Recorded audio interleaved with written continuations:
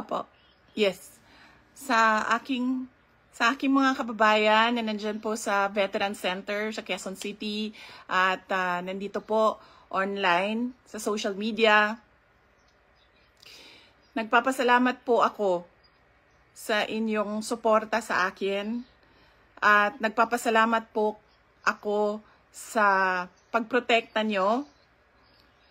Unang-una po kay Yusek Zulaika Lopez at sa lahat po ng mga personnel ng Office of the Vice President. Lalong-lalo na po bukas dahil meron na naman pong hearing doon sa House of Representatives na ang Committee on Good Governance.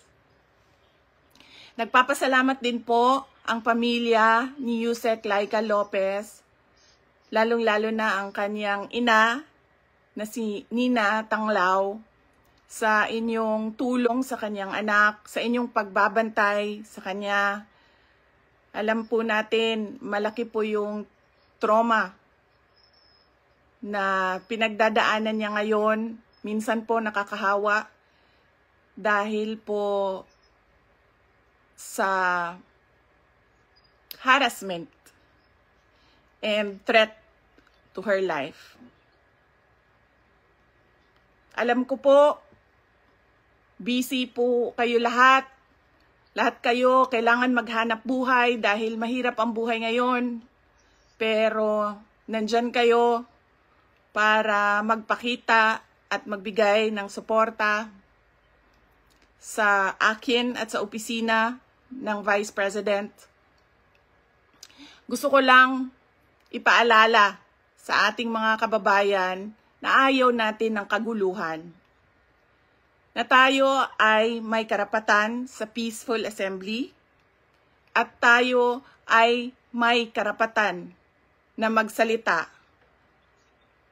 kung ano yung nararamdaman natin at gusto nating makita mula sa ating gobyerno.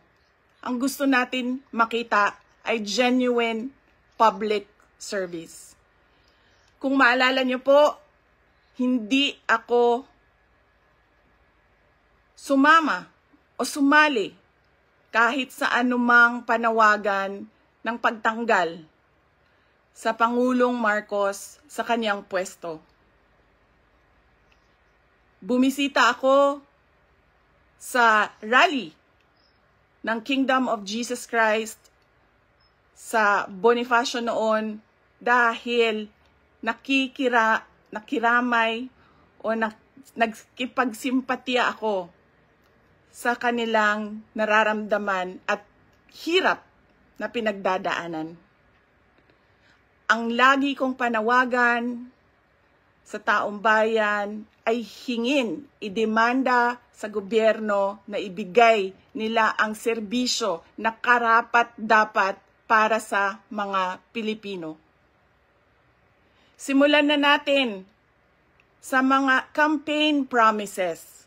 Dapat po, pag ang politiko ay nag-promise na magbibigay ng 20 pesos per kilo na bigas, dapat ay tinutupad yon dahil binoto ka ng mga tao base sa mga sinabi mo, base sa mga kampanya mo.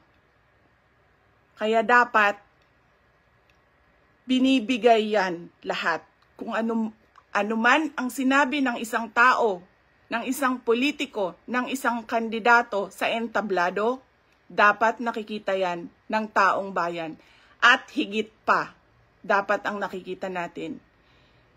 Hindi tayo dapat naghihirap, hindi tayo dapat pinapahirapan, kundi dapat nagpapakitang gilas ang ating gobyerno na sila ang pinakamagaling pagdating sa hustisya at karapatan ng mga mamamayan at kabutihan, kaunlaran at